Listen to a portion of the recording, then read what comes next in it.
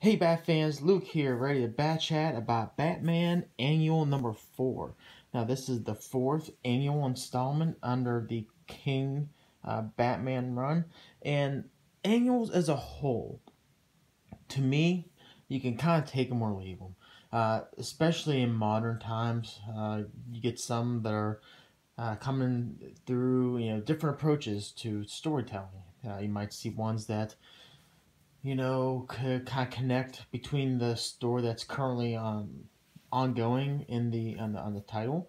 You'll get some that are just complete one and dones, or you can get some that are kind of like preludes into an upcoming story arc. This one, it's just one of those ones. It's just there, and that's totally fine. Um, I guess if you really wanted to, you can kind of see a connection to the ongoing King arc that's going on right now. But to me, I think this is one of those ones. It's just a simple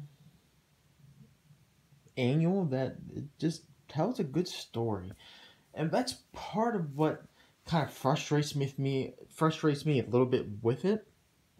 In that, you can see the good that Tom King does. It's good. But man, when he's in a funk or it just goes down something that's just not really appealing, it can be really a drag. And this is another example of King just doing good Batman stories, which, man, I wish we can get more of. His annuals, now, annual number 3 is kind of like the caveat because he really didn't do that one. But the first annual he did, that was like the holiday theme one where he actually had. In addition to other stories, Ace the Doghound come up. Tom King kind of doing revisioning of that story. Annual number 2 was just a great Batman Catwoman story. Annual number 3, that was one Tom Taylor did. That was more of an Alfred-centric story. And annual number 4, while it does say, from the diary of Alfred Pennyworth, make no mistake, this is definitely a Batman-centric story. And the theme you kind of get, with the exception of number 2, number 2 kind of connected. That was right around the time, right before the wedding. Those other ones, they were just kind of there and just told great Batman stories. In this one, you get great Batman stories, and some, I think, might have some sort of a connective tissue between the whole entire book, and that it's just Batman, what he does every day. That's literally the name of this story. If you go down toward the end, it's every day, and just tells great Batman stories. First, we gotta say the art in this. This is by Jorge Fornes and Mike Norton. The bummer thing about this was that originally this was going to have art by Lee Weeks, who did the annual number 2, in addition to the Mr. Freeze story right after the wedding. But I will say Fornes's art, very similar to Lee Weeks. And the other artist, I forget the name again already, that is Mike Norton, share a very similar art style. So while we get a comprehensive story in this annual, or multiple stories, I guess, that's kind of a bad way of saying it, the change in artists is not shocking at all. And also, it does kind of capture Lee Weeks' art. I mean, that's Lee Weeks right there. While Lee Weeks does do more of a polished version of this, I think Fornes's art style complements it. And to be honest, it would have been great to see Lee Weeks do the art in this issue, but overall, art very good. The way this is kind of set up, this book, I like to say, kind of goes in 2 parts. The first half of the book-ish kind of takes stories, and there may be 4 or 5 pages each within. And then the second half, you're getting some that are just a page, and then it dwindles down to even, a story done like in a panel. It's really insane. If you catch some of these stories, you might be able to pick up on some subtle references to other Batman stories or other stories as a whole. The first one deals with this story where Batman's chasing this criminal, and they're on top of the rooftops on riding horseback, and they're kind of jumping between buildings. And we all know Tom King used to be in the CIA, and if you ever seen the movie True Lies, this should just be screaming at you. Arnold Schwarzenegger and Tom Arnold, CIA operatives in that movie. And one of the scenes is literally Arnold actually going on top of the rooftop chasing this terrorist. They were both using riding on horseback, and this just screamed True Lies. So throwback to King and CIA, but also just a wacky Batman story that actually kind of I intentionally or unintentionally, I'm not sure. Some references to True Lies. Maybe I'm just kind of going over the edge on that one, but it's definitely what I caught. And that's literally how it ends, too, by the way, except for it's in verse, the scene where you see Batman actually holding up the horses from going over the roof. It's actually the other way around. In the movie where the horses are there and Tom Arnold's on top of the horse and falls forward, and he's literally hanging between two buildings, and the horse got to pull him back. So I don't know, maybe I'm just looking too much into it.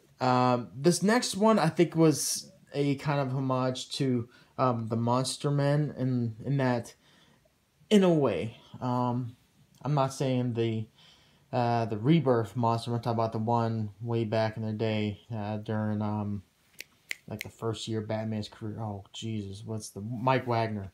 A story by Mike Wagner, and that really Batman is fighting this dragon, and then dragon, he sees him, he literally gets this sword that's actually made by the blood of a wizard, and actually slices the gut of the lizard, of the dragon, thinking he's got him beat. But now there's another dragon emerges from the corpse of the dead dragon before that, and then when he cuts off that dragon's head, another dragon emerges. So I think the theme that you see in this is that it's something you always hear in Batman. He's always prepared for every contingency. Well, in this case, there was a contingency to the contingency, and Batman was ready for it. So I kind of picked up on that, but I thought that was a really cool story. This one, okay, it had a message to it, kind of a little on the nose, to be honest. But I did like the bare-chested Batman fighting the UFC fight against the villain here. Maybe a homage to the classic story Batman and Ra's al Ghul back in the day. This one I can't remember for sure if I really picked up on a reference to another Batman or another story, other than this is definitely like a Clue, the board game Clue. A great detective story in like 4 pages. Batman trying to find who killed this person, Colonel Eric Yellen, and then he got all these possible suspects, and he solves the crime. It was just a very Clue-ish type of story, but lends it great, because it's a great detective story in like 4 pages. I really enjoyed the heck out of this one. One of the better ones. This one, I don't know, again, if there was a reference to another story, but this was a good story. Kind of seen in 2 different time periods. Actually goes back to Bruce Wayne going to the prom with this girl, Adrienne Williams. And he had his first kiss, and that's his prom date. But at the end, Bruce actually, going to leave and do training, had to break up with this high school crush he had. And then later on in life, they meet each other again, but this is now a time where I don't want to say the crisis that Adrienne Williams has found herself in, but it's juxtaposed really well between them two in their high school years and then current day. It actually goes panel by panel. You just kind of see the gut wrench that's coming about, and then the connection they had the two. This was a really good character-driven story, and God love me, only 4 pages. Which makes me so frustrated with King sometimes. It's just, you can get good stuff in this, but neither here nor there. This one, a little over the top. Batman trying to stop the sale of nuclear weapons, and he kind of uses his alter ego kind of approach to infiltrating the criminal underworld. It was okay. That was probably one of the weaker stories, and this one was just a trip. This one reminded me of man, I'm gonna say this story. A lot of people are gonna cringe. Super heavy. When Bruce is, he's hooked up to that machine to the very end, right before he comes back to Dawn.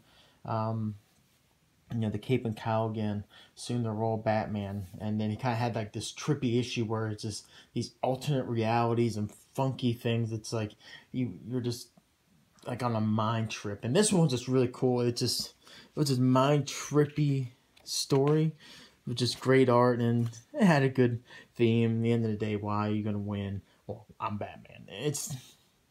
It was cool. It was cool to read just because it was just a mind trip. If anything else. And then this is where we kind of get a break, is that when he comes back from that story, Batman, gets some tea from Alfred, and he's like, hey, what next? And then this is where the second half of the story comes, and then you're starting to see stories pick up real quick. You get a one-page story, then you get a panel story, and another panel story. And it's not really more of a complete story, but it's just kind of like a reference to things that Batman does. It's on the day-to-day. Obviously the sharks, shark repellent.